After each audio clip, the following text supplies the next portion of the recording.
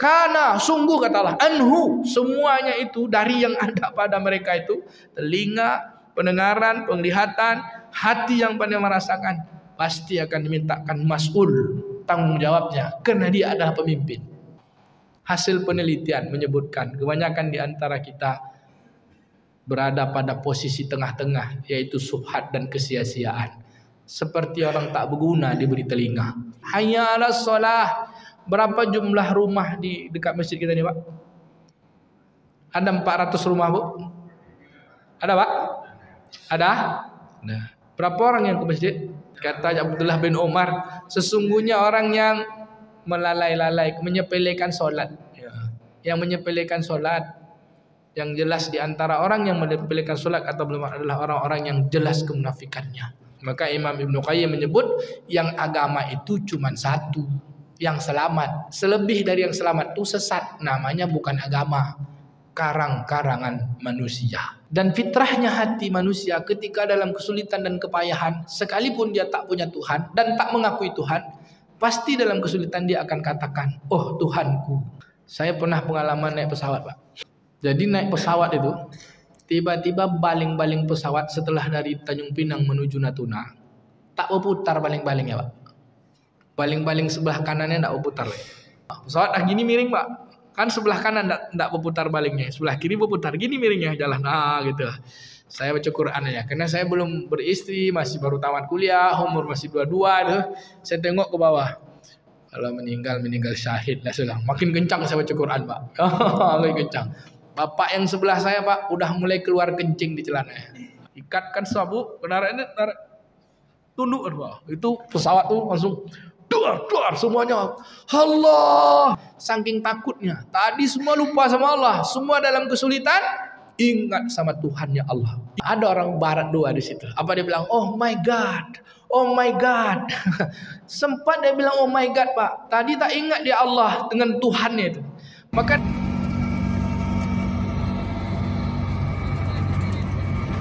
Bapak Ibu yang dimuliakan Allah, kita lanjutkan pembahasan kitab Tazkiyatun Nafs. Bapak Ibu kalau mau yang punya terjemahannya ada juga anehnya. Saya bawa terjemahannya. Yang ditulis oleh Imam Ibnu Rajab Al-Hambali. Kalau masjid Al-Ihram Tazkiyatun Nafs juga, tapi yang ditulis oleh Imam Al-Ghazali. Kalau di Masjid Muhajirin beda lagi, Pak. Di situ Ma'rifatul Insan. Malam hari ini kita masuk bab yang kedua, yaitu bab yang berkaitan dengan qalbi, hati. Bapak Ibu yang dimuliakan Allah, kita udah sering juga dengar hati ya, Pak. Saking hebatnya hati, selalu diingatkan bekerja dengan hati. Betul, Pak? Ya kan? Menataplah dengan hati, ya kan? Lakukanlah segala sesuatu dengan hati. Saking hebatnya hati, kalau Pak Azmi, Ayahanda Khairul Saleh, Pak Darwis, Pak Amdanis pergi, masuk Pak Tengku. Pak, hati-hati ya, Pak. Gitu. Saking hebatnya hati diingatkan, Pak hati-hati ya, Pak. Apa lawannya hati ini? Nafsu. Jadi tidak ada pula, Pak, nafsu-nafsu ya, Pak. Tidak ada. Tapi segala sesuatu yang tak baik pasti orang bilang nafsu. Apa itu pakai nafsu? Nafsu betul, kata Pak ya. Makannya nafsu betul, memimpin nafsu betul. Pokok kalau dah pakai nafsu, ujungnya tak baik. Maka Allah katakan pada surat Yunus ayat 25. A'udzubillahi minasyaitonirrajim. Innan nafsa la'amaratu bisu illa rahimallahu rabbih. Sesungguhnya nafsu itu memang betul mengajak kita, memerintahkan kita kepada yang tak baik, kecuali yang dirahmati oleh Allah Subhanahu wa taala. Seperti apa yang dirahmati Allah, itulah dia nafsu yang dipimpin oleh hati. Bapak Ibu yang dimuliakan Allah, di dalam Al-Qur'an surah Al-Isra ayat 36 Allah katakan, A'udzubillahi minasyaitonirrajim. Di sini Allah menggunakan kata hati dengan kata fuad. Inna sam'a wal basar wal fuad kullu ulaika kana anhu mas'ula. Sesungguhnya pendengaran, bukan telinga, Pak. Telinga bahasa Arabnya uznun, tapi Allah disebut dengan basar. Sam'a, Allah gunakan kata sam'a, bukan Allah kata gunakan uznun. Kemudian Allah katakan wal basar, penglihatan, bukan ainun, bukan mata, tapi penglihatan. Karena orang buta dia juga bisa melihat, Pak, dengan mata hatinya. Orang peka juga bisa mendengar walaupun tak dengan telinganya. Ya, dia tetap bisa mendengar kita gini-gini kan, dia paham. Artinya menyimak, mengetahui. Maka segala sesuatu yang masuk dari pendengaran dan penglihatan dan dia tersemayam pada fuad, pada hati yang memiliki perasaan, kullu ulaika kana mas'ula. Semuanya itu bagi kamu, kata Allah SWT. Ulaika, semuanya bagi kalian. Kana anhu mas'ula, sungguh dimintakan pertanggungjawaban. Bapak Ibu, kita bahas satu-satu boleh? Kalau namanya diminta pertanggungjawaban, berarti kita harus hati-hati menggunakannya kan? Sejak kita pandai mendengar, ini langsung aja lah Pak ya, karena maghrib ini waktunya pendek, ya kan? So, kita sarah-sarahkan kita langsung aja. Semenjak kita pandai mendengar dan mengetahui, kemudian kita pandai melihat, bagaimana kita mampu menyaring pendengaran dan penglihatan, padahal semua yang kita dengar dan yang kita lihat itu akan di SPJ-kan nanti Pak, surat pertanggungjawaban. Kira-kira udah siap belum Pak mempertanggungjawabkan apa yang kita dengar, Bu, dan apa yang kita lihat? Udah siap belum? Belum Bu? Ibu jawab belum? Bapak? Siap tak siap lah, kita udah dikasih pendengaran ya Pak. Ya siap. Kalau bilang belum, kita udah bisa mendengar. Kita bilang belum, kita sudah melihat. Maka apa yang di sini Allah SWT berikan kita pemahaman, petunjuk, yaitu hidayatul irsyad dengan Al-Quran yang diturunkan agar kita diberi kemampuan. Semoga Allah Ta'ala memampukan kita dengan taufik. Maka memanglah orang-orang terdahulu penglihatan dan pendengarannya atau pendengaran dan penglihatannya sangat mereka jaga. Karena dia takut betul salah tanggung jawab. Yang pertama tadi pertanyaannya itu, kira-kira kita udah siap belum menerima pertanggungjawabannya? Siap tak siap? Kalau jawab ibu jawab belum. Bapak sana bilang siap tak siap? Pasti kita bertanggungjawabkan, ya kan gitu. Yang kedua, siap tak siap kita pertanggungjawabkan. Lalu bagaimana kita memperlihatkan pertanggungjawaban kita tuh nanti? Kira-kira yang kita tanggung jawab tuh banyak baiknya atau banyak buruknya? Menung kita dulu Pak 5 menit. Iya. Nah ini kitabnya Bu, yang sengaja saya bawa yang terjemahannya. Nanti kalau nak beli boleh. Tapi dengan saya tak jual buku. Yang Arabnya juga ada. Yang Arabnya ada PDF filenya. Ini sengaja yang terjemahannya lebih enak dibaca Pak. Sudah bagus terjemahannya juga dengan kata yang pas betul dengan bahasa Arabnya. Harga online-nya 25.000, tambah ongkos kirim. Kalau 2 jadi 60.000. Kalau beli 1 mahal ongkos kirimnya Pak. Bapak Ibu yang dimuliakan Allah, siap tak siap kita pertanggungjawabkan. Dan seperti apa pertanggungjawaban kita? Mana banyak yang baik daripada tak baik. Maka kalau kita udah tahu, harus kita persiapkan. Mulai hari ini, karena kita selama ini belum tahu, atau kita anggap pendengaran itu biasa-biasa saja, atau kita anggap penglihatan itu biasa-biasa saja, Allah katakan kulu. Nah, Allah katakan semuanya. Ulaika anhu. Kalian semuanya, mereka itu mereka yang mana? Sam'a, wal basar, wal fu'ad. Allah sebut mereka kan, ulaika yang 3 itu. Yang ada pada jasad kita, yang mengitari kehidupan kita. Karena sungguh kata Allah, anhu, semuanya itu dari yang ada pada mereka itu, telinga, pendengaran, penglihatan, hati yang pandai merasakan, pasti akan dimintakan mas'ul, tanggung jawabnya, karena dia adalah pemimpin. Mas'ul itu kan pemimpin. Apa yang dia pimpin? Ya badan kita nih, untuk berbuat baik atau berbuat yang tak baik. Oke. Dari umur 14 tahun anggap kita balik. Kita hitung-hitung Pak. Dari sejak kita balik, dari pendengaran kita mana lebih banyak baik daripada tak baik? Atau bagi 3 lah, kata oleh Imam Al-Ghazali, bagi 3. Yang baik-baik dapat pahala, yang tak jelas sia-sia, yang tak baik jadi dosa. Jadi pahala sia-sia, dosa. Kira-kira dari telinga kita yang mendengar mana lebih banyak? Setuju pahala? Payah jawabnya. Ngapa gitu? Tak jelas Pak. Kenapa? Yang kita dengar itu tak pahala atau tidak, kecuali pas kajian. Oh kalau Pak Amdani sama Ibu kayaknya banyak pahala. Kemana pergi ngaji kajiannya Pak? Maksudnya kalau udah tua Ustaz, waktu muda lu tak tahu juga ya Pak. Hari-hari kita habis dengar musik. lagau, yang lalai. Kalau menjauhkan dari Allah, dia akan sia-sia. Kalau melupakan Allah, dia akan jadi dosa. Kira-kira lah Pak, kalau kita catat sam'a dulu telinga kita. Kalau dihisap nanti di padang mahsyar, ini kaji tazkiyatun nafs, kan kaji membersihkan langsung. Saya tak sarah-sarahkan lagi, langsung aja. Kita hitung telinga kita kira-kira masuk surga enggak, Pak? Belum badan kita seluruhnya, telinga kita. Itu payah jawabnya, Pak. Kita tahu kan yang mendengar dengan telinga kita yang baik akan dapat pahala, diberi ganjaran hasanah. Kalau kita dengar dengan yang buruk, dia akan dapat ganjaran juga berupa sai'ah.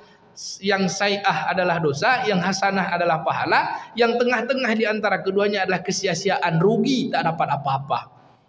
Hasil penelitian menyebutkan kebanyakan di antara kita berada pada posisi tengah-tengah, yaitu subhat dan kesia-siaan.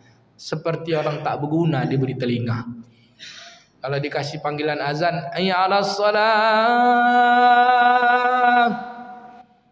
Saya bukan menyebut satu orang, tapi kebanyakan. Kebanyakan itu berarti individu-individu. Hayya 'alas shalah. Berapa jumlah rumah di dekat masjid kita ini, Pak? Ada 400 rumah, Bu? Ada, Pak? Ada? Nah, berapa orang yang ke masjid? Dengar tak Pak kira-kira? Bapak yang di rumah sana dengar tak azan tadi Pak? Ini kedengaran tak nih? Ini kita ngaji nih Pak, mudah-mudahan dengar. Dengar Ustaz, tapi kami sholat di rumah. Boleh kita baca hadis deh. Tak salah nanti marah pula orang kan. Kata Nabi, boleh Pak? Tak salah. Kata Abdullah bin Umar, sesungguhnya orang yang melalai-lalai, menyepelekan sholat, yang menyepelekan sholat, yang jelas di antara orang yang menyepelekan solat atau belum adalah orang-orang yang jelas kemunafikannya. Kalaulah bukan, kata Nabi pula, kalau bukan karena perempuan dan anak-anak, aku perintahkan para pemuda untuk kumpulkan kayu bakar, bakar rumah orang yang solat di rumah. Jadi kira-kira bapak-bapak solat di rumah mau nak rumah dibakar? Paling besok tak dipanggil lagi awak ngaji sini. Nah, ini maksudnya bapak-bapak yang lain tu ke masjid lain tu Pak, insya-Allah. Atau di dekat rumahnya ada musola. Anggap baik ajalah. Telinga Pak. Inilah dia yang betul mendengar. Yang lain Allahu a'lam bishawab. Lalu penglihatan, melihat. Mata kita sejak pandai melihat. Adakah kita melihat segala sesuatu dengan basyirah, dengan mata batin? Kalau kita melihat sesuatu itu dengan fuad, mendengar, melihat, memiliki rasa. Maka Imam Al-Ghazali membagi hati itu menjadi 4 kan? 4 lapisan hati. Yang pertama disebut dengan sadri, yaitu hati yang memiliki kesadaran. Ini habis kitab ini kita ujian kan Pak? Ya kan? Kemarin di Masjid Muhajirin nak jadi ujian kan? Nah, kalau di sini pakai ujian lah ya Pak? Bolehlah pakai ujian. Nanti kita buat lulus ijazah kitab Tazkiyatun Nafs. Siapa yang lulus dapat gelar LC apa Bu? Bagus gelarnya. LCMB, lulusan ceramah Masjid Baitul Muktamar. Baik, yang pertama sadri, lapisan membangunkan kita kesadaran. Kita mungkin belum punya rasa, tapi ada sadar. Sadar itu sebenarnya sudah punya rasa. Orang sadar ya. Sadar tuh mendengar, sadar tuh melihat, sadar tuh punya rasa. Sadar, kata Imam Al-Ghazali, orang seperti ini memiliki sifat kesetiaan kepada Allah. Kalau sudah sadar akan Allah, berikan kepahaman hati yang memiliki rasa.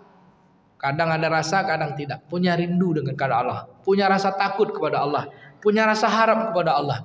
Wujudlah iman di dalam dadanya. Dari kesadaran itu akan wujud iman. Itulah di hati yang disebut dengan qalbi. Yang akan berhadapan dengan Allah nanti, yang dipertanggungjawabkan adalah fuadnya. Tetapi hati yang berjumpa dengan Allah itu adalah qalbi. Jadi lapisan hati itu satu sadri, yang luar gini Pak, sadri. Masuk dalamnya satu lagi namanya qalbi. Nanti lapisan ketiga sadri, baru fuadi, baru lapisan paling dalam. Yang keempat itu namanya dengan lubbi. Sebelum dia kalau udah lubbi ini jelas surga nih. Tapi lapisan yang akan dipertemukan kepada Allah, hati yang akan dipertanggungjawabkan, yang punya rasa, yaitu qalbi. Qalbi yang bersih. Allah katakan pada surah Asy-Syu'ara ayat 88-89. A'udzubillahi minasyaitonirrajim. Bismillahirrahmanirrahim. Yauma la yanfa'u malun wala banun illa man atallahi biqalbin salim. Pada hari tak ada lagi guna harta, tak ada lagi guna anak, kecuali orang yang datang kepada Allah dengan qalbun salim, hati yang selamat, hati yang di dalamnya hanya terpaut Islam. Apa dia itu? Kepatuhan kepada Allah Subhanahu wa taala yang didasari dengan iman. Iman itu isi hatinya, tapi bentuk pengakuannya adalah sebagai diri yang selamat. Dari pendengarannya selamat, dari penglihatannya selamat, dari rasanya selamat. Itulah namanya jalan hidup yang selamat. Di dalam bahasa Arabnya namanya dinul Islam.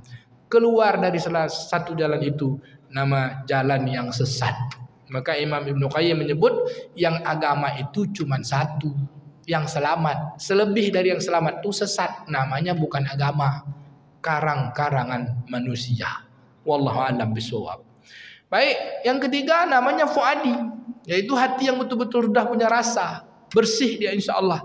Ketika dia pandai mendengar dan dia pandai melihat, dia akan memiliki perasaan kepada Allah Ta'ala, kepatuhannya, ketaatannya, kecintaannya, persembahan dari seluruh urusannya, maka dia akan jadi mas'ul. Dia akan menjadi penanggung jawab yang benar, akan menjadi pemimpin.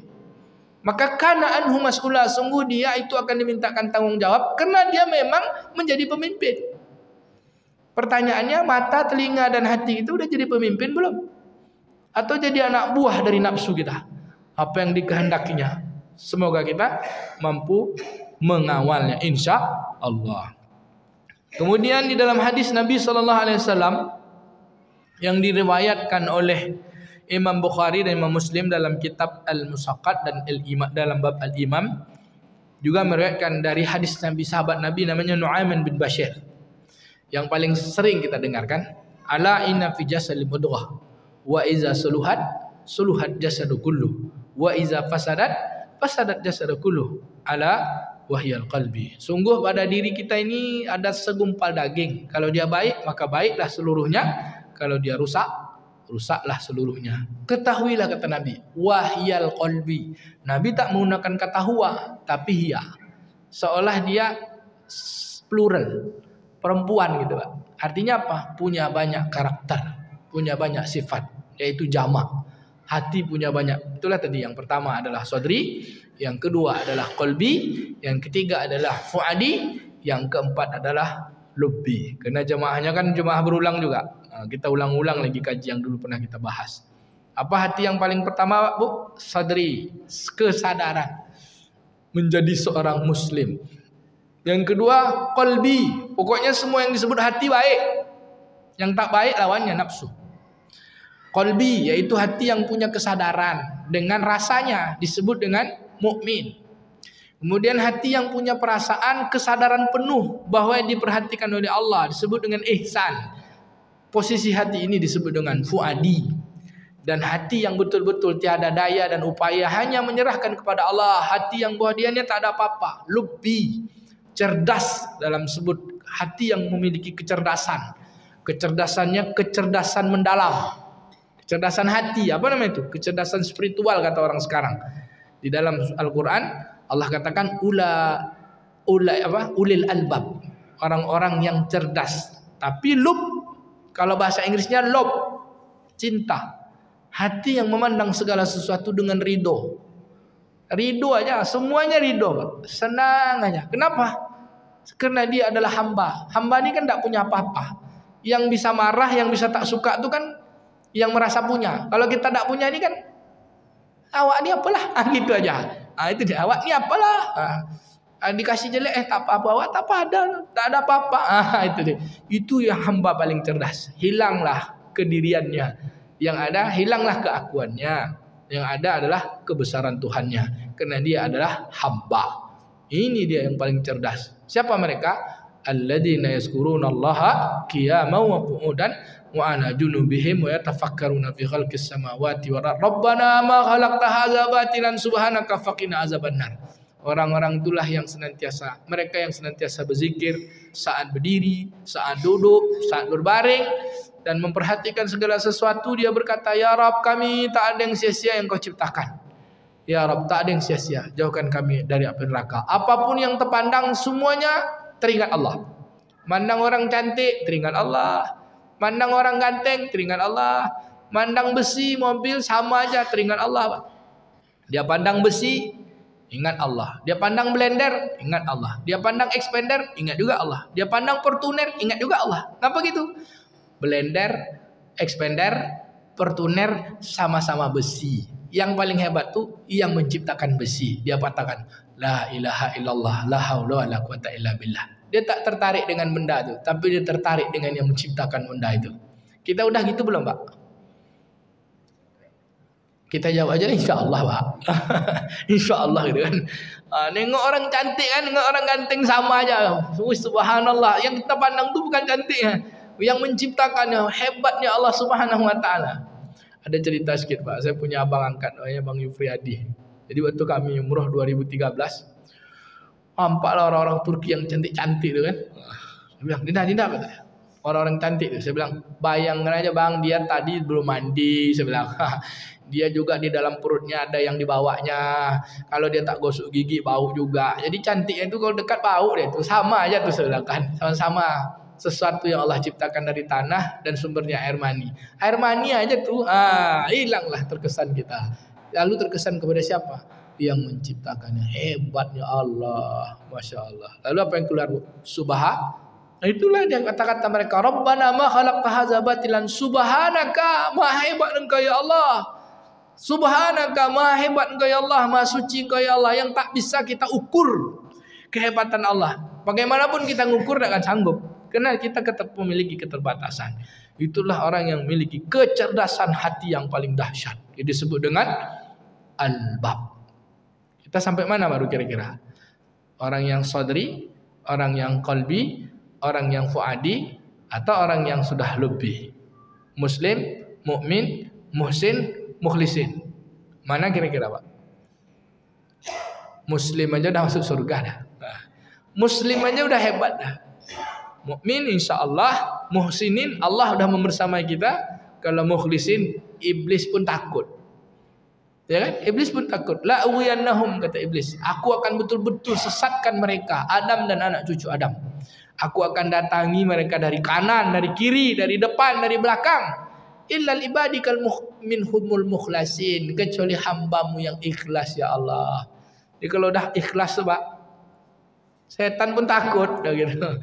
Jadi ketika Nabi Adam tergoda oleh iblis itu, kira-kira hilang enggak keikhlasan kita gitu, Pak? Hilang. Karena hilang patuhnya. Jadi kita kalau dah lupa patuh sama Allah, disitulah masuk pintu-pintu setan. Baik Bapak Ibu yang dimuliakan Allah, dari hati yang 4 tadi, dari tingkat lapisan-lapisan hati, itu semua adalah hati yang sehat. Hati yang sudah memiliki rasa, jadi sehat dia.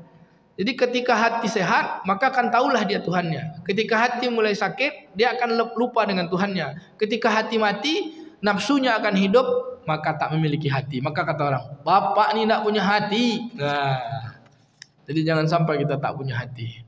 Baik, kalau kita tak punya hati, bagaimana kita akan berjumpa dengan Allah? Pada hari tak ada guna harta dan anak-anak, yang berguna hanya hati yang selamat. Padahal di dunia kita tak punya hati. Lalu siapa yang berjumpa dengan Allah? Tak ada.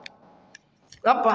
Tak ada yang bisa berjumpa. Nah, nafsu kita mengendalikan kita. Habis urusan nafsu, lalu hati kita sudah mati sebelum mati. Na'udzubillah. Bapak Ibu yang dimuliakan Allah, pada surah Al-Hujurat ayat pertama Allah katakan, Na'udzubillahi minasyaitonirrajim. Ya ayyuhalladzina amanu la tuqaddimu baina yadayillahi wa rasulih wattaqullah innallaha sami'un alim. Hai orang-orang beriman, janganlah kalian bersikap lancang kepada Allah. Jangan durhaka kepada Allah dan Rasulnya. Takutlah kepada Allah, bertakwalah kepada Allah. Sesungguhnya Allah Maha mengetahui dan Maha mendengar dari apa yang kita kerjakan. Innallaha sami'un alim. Allah Maha mendengar dan Maha mengetahui dari semua apa-apa urusan, baik yang tersirat apapun yang tak sirat. Bapak Ibu yang dimuliakan Allah, maka untuk itu kita bahas selanjutnya apa yang menyebabkan hati kita hidup dan apa yang menyebabkan hati kita mati. Maka Imam Ibn Rajab di-Hambali dalam kitab ini, sebelum kita menjelaskan bagaimana cara menghidupkan hati, Lalu kita harus tahu, hati yang mati itu disebabkan kena racun. Hati itu sudah ada sejak kita lahir. Dia sudah pun mencari Tuhan. Makanya kita di dalam Islam ketika lahir diazankan. Dan fitrahnya hati manusia ketika dalam kesulitan dan kepayahan, sekalipun dia tak punya Tuhan dan tak mengakui Tuhan, pasti dalam kesulitan dia akan katakan, oh Tuhanku. Betul tak Pak? Saya pernah pengalaman naik pesawat Pak. Mungkin dah pernah cerita juga saya kan? Belum kayaknya Pak. Jadi naik pesawat itu dari Pekanbaru, penerbangan pertama Merpati tahun 2002 menuju Natuna. Pakai Fokker 50 Pak. Fokker 50. Transit Tanjung Pinang. Di dalam pesawat tuh ya isinya cuma 50 orang. Adalah anak-anak IPDN. Saya baru selesai sarjana itu 2002. Jadi konsultan Kemenko Kesra. Zaman itu Menko Kesranya Pak Yusuf Kalla. Jadi konsultan 3 kabupaten saya. Natuna, kemudian tiga kabupaten ya. Kabupaten Kepulauan Riau, Kabupaten Bengkalis, dan Kabupaten Regere. Waktu itu masih Provinsi Riau. Jadi naik pesawat itu, tiba-tiba baling-baling pesawat setelah dari Tanjung Pinang menuju Natuna, tak berputar baling-balingnya Pak. Baling-baling sebelah kanannya tak berputar. Sebelum itu, dari Pekanbaru ke Tanjung Pinang, itu yang pakai baju seragam berpangkat-pangkat tuh, di dalam pesawat tuh banyaklah cerita. Sampai berjalan kan, kalau bahasa Melayu agak-agak engkek lah sikit. Ya, tahu Pak agak engkek? Bahasa Melayu engkek, bahasa Minang apa itu Pak? Mengkek gitu. Kalau bahasa Melayu engkek gitu. Agak apalah sikit ya kan. Agak-agak gitulah sikit. Nah, hidung-hidung ngembang. Kami baju berpangkat-pangkat ya gitu. Mau sambil jalan lah cerita ini semua kan. Sebelah saya duduk kepala Bawasda. Tak usah sebut provinsi mana itu kan. Sebelah saya duduk. Saya baca Quran kecil. Pas dari Tanjung Pinang naik, baru terbang sekitar 15 menit. Apa kata pramugarinya? Bapak Ibu seluruh penumpang pesawat Merpati, mohon maaf dan mohon perhatiannya. Kita tidak dapat melanjutkan penerbangan ke Ranai, Natuna. Pesawat ini saat ini mengalami gangguan pada baling sebelah kanan. Untung dia pakai baling juga. Jadi kayak Fokker 50 tuh dia separuh jet, separuh ini kan Pak. Ada baling, ada ini jetnya juga. Dia bilang kita tidak akan bisa terbang lebih tinggi dari berapa ya? Dari 13.000 kaki ya, atau 30.000 kaki yang pusatnya lebih besar. Untuk itu kita mesti kembali ke Pekanbaru. Tapi dalam keadaan mendarat secara darurat. Wah, udah mulai yang berjalan engkek deh Pak duduk. Udah mulai berjalan engkek. Pramugari diam semua. Pesawat gini miring Pak. Kan sebelah kanan enggak berputar balingnya, sebelah kiri berputar. Gini miringnya jalan. Gitu. Saya baca Quran aja, karena saya belum beristri, masih baru tamat kuliah, umur masih 22 tuh. Saya tengok ke bawah. Kalau meninggal syahid lah sudah. Makin kencang saya baca Quran, Pak. Makin kencang. Bapak yang sebelah saya, Pak, udah mulai keluar kencing di celananya. Udah mulai kencing. Udah mulai keluar sini. Sambil menggeletek. Yang tadi semua diam. Tiba-tiba ada ibu-ibu seorang, dia bilang, insya Allah kita selamat. Di sini ada 2 anak bayi yang baru lahir. Dia ini tak berdosa. Inilah nanti yang dipandang Allah, kata dia. Azan ibu tuh azan dalam pesawat. Allahu Akbar. Pas mendarat Pak, mendarat tuh duduk gini kan. Dulu kalau mendarat tuh gini harus ikatkan sabuk. Mendarat tunduk Pak. Itu pesawat tuh langsung duar semuanya Allah gitu. Nah, semua Allah, ada yang sujud Pak, ada yang sujud. Ada kata kawan yang satu bilang, saya takkan lanjutkan penerbangan ini sampai sini aja lah. Saking takutnya. Tadi semua lupa sama Allah, semua dalam kesulitan ingat sama Tuhannya Allah. Itu dalam pesawat kena Muslim semua Pak, kebanyakan. Satu hari saya lagi naik pesawat Lion Pak, Pekanbaru Jakarta.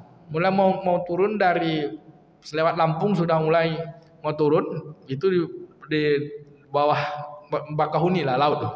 Saya sama Ustaz Ramli Abdul Hamid, LC, alumni Madinah sebelah saya. Rupa petir kuat Pak.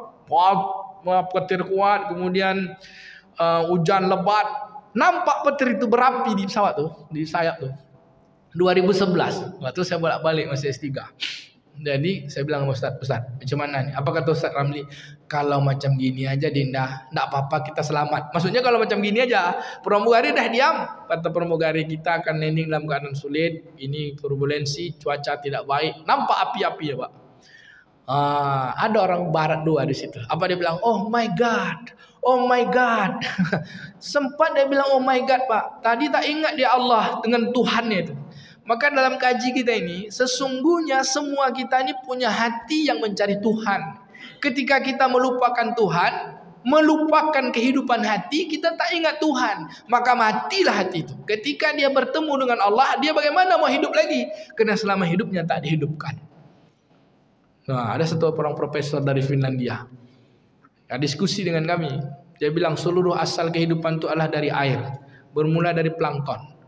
Plankton dari air jadi plankton, plankton jadi zooplankton, zooplankton akan jadi hewan yang dari amoeba membelah terus membelah polusi lah Pak ya. Terus tiba-tiba jadi katak jadi ini, kemudian jadi pohon, jadi jerapah, jadi monyet, jadi manusia. Itu kan teori polusinya, teori Darwin.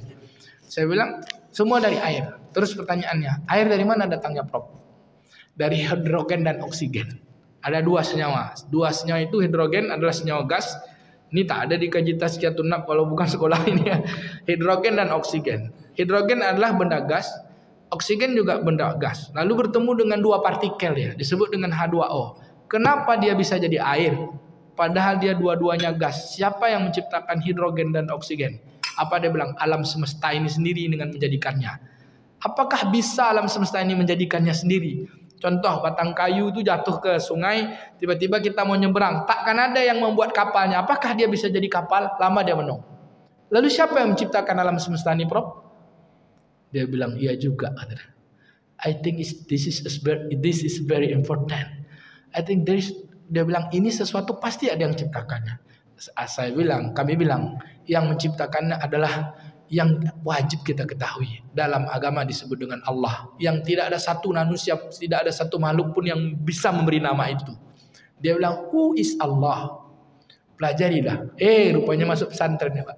So Islam akhirnya. Nah, dengan kecerdasan akalnya kan. Dia bilang dari air. Semua itu dari air. Dalam Al-Quran ada pada surah Al-Imran, awal kehidupan itu dari air. Tapi siapa yang menciptakan air? Lalu Allah tantang itu di dalam surah Al-Rahman. Apa kata Allah? Kalau ku keringkan laut, ku keringkan sungai, takkan ku turunkan hujan. Siapa yang mendatangkan air? Siapa yang bisa mendatangkan air? Air dari dua partikel benda gas bisa jadi benda cair. Diminum pula lagi. Hidrogen gas, oksigen gas. Jumpa dia dua partikel. Jangankan dia jumpa, menciptakan benda itu aja kita tidak bisa. Itu dia la haula wala quwwata illa billah. Itu yang namanya albab. Yang codiak bahasa awaknya, bukan nengkek. Bapak Ibu yang dimuliakan Allah. Maka ketika hati yang mampu memikirkan itu disebutlah yang memiliki akal. Jadi agama ini untuk orang yang berakal. Bagi ada orang hari ini ateis mentanyakan untuk apa ada agama? Agama ini untuk orang yang berakal. Yang tak beragama itu untuk binatang dan orang gila. Kalau ada orang tanya apa untuk agama? Untuk orang berakal. Nah, orang menggunakan akalnya. Ketika tak beragama, untuk hewan, binatang, dan orang yang telah hilang akalnya. Maka Imam Ibnu Rajab Hambali di sini mengatakan, jangan sampai hati kita itu rusak, karena kehidupan ini banyak racun yang merusak hati kita. Dari pendengaran, dari penglihatan, dia sebab akan munculnya kerusakan atau meracuni hati. Apa yang menjadi racunnya hati? Imam Ibnu Rajab Hambali menyebutkan ada 4 macam racun hati. Kita bahas sekarang atau kita lanjutkan bulan depan ya Pak? Tinggal 2 menit kita bahas satunya. Racun hati yang pertama kita bahas. Ketahuilah setiap maksiat adalah racun. Setiap dosa itu racun bagi hati. Setiap dosa, setiap melupakan Tuhan, melupakan Allah adalah menjadi penyebabnya hati. Memalingkan iradahnya, memalingkan keinginannya kepada Allah, memalingkan kerinduannya kepada akhirat, dan menambah parah sakitnya hati. Abdullah bin Mubarak dalam kalam syairnya apa dia katakan? Bantok mata kasairnya Pak.